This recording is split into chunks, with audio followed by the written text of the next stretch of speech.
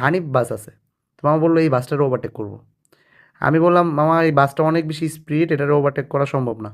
উনি বলে এই বাসের যদি আমি ওভারটেক না করতে পারি তাহলে আমি মানে কোনো কাপড় ছাড়াই বাসা যাবো, মানে বাংলা ভাষায় বলতে বলে বলে কি এই বাসের ওভারটেক করবো, না হলে আমি ল্যাংটো হয়ে বাসা যাবো। আমি বললাম থাক মামা, আপনার ল্যাংটো হয়ে বাসা যাওয়া লাগবে না, আপনার এটা ওভারটেক করা লাগবে না।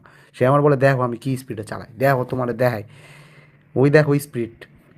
তো আমি আমার স্পিড দেখতে গেলাম, দেখা তো আমার চোখ, ও মাই গড, এটা 130 স্পিডে চলে, তাহলে হানিফ বাস কত স্পিডে চলে? ওটা কি 150-তে চলতেছে নাকি? ওনার হাই স্পিড 130।